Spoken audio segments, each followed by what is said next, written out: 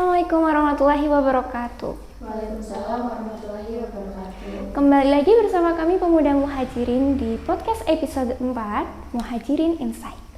Kali ini bersama dua teman saya, Mbak Cantik, ada Mbak Lutfia sama Mbak Rena. Sebelumnya gimana nih kabar kalian?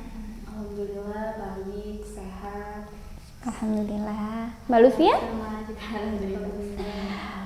Kegiatannya apa akhir-akhir ini kalau boleh tahu?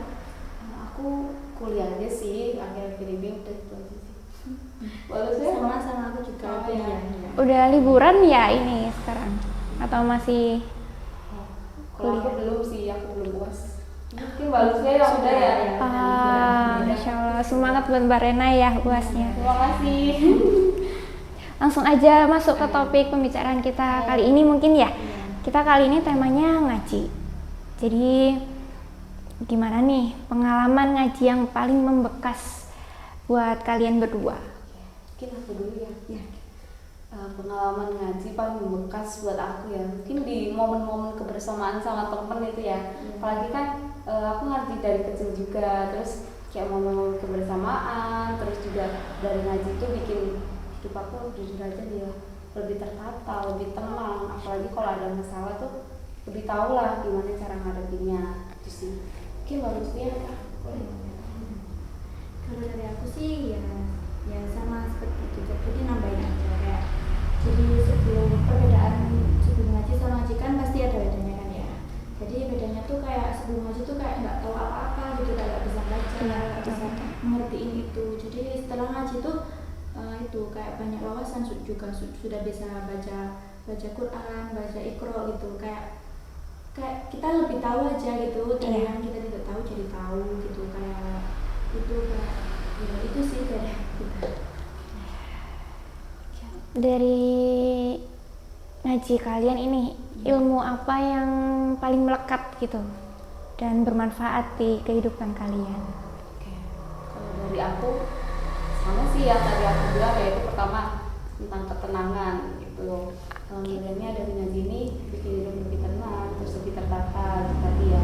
Terus dari ngaji juga kan jadi apa ya, menyadarkan aku lah akan kewajiban aku, apalagi kita sebagai muslim ya.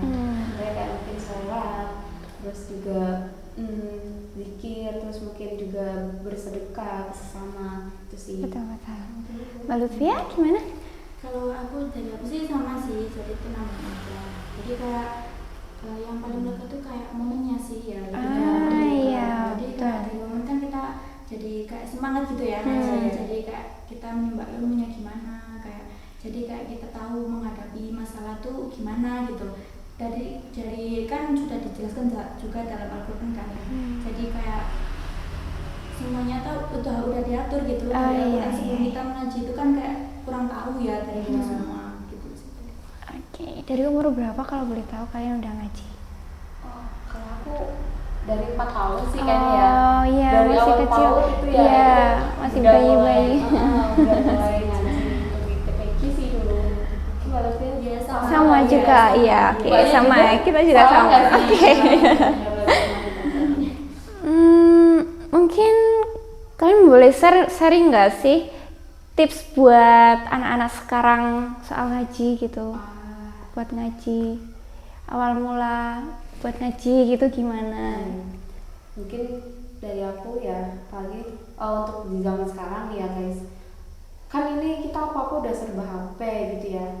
Oh iya, kita juga nih dari Pemuda Muhajirin itu juga suka ngadain kajian 1 bulan sekali. Nah, dari kajian itu kita juga siaran langsung gitu. Jadi kalian bisa tetap nih ikut ngaji walaupun di rumah.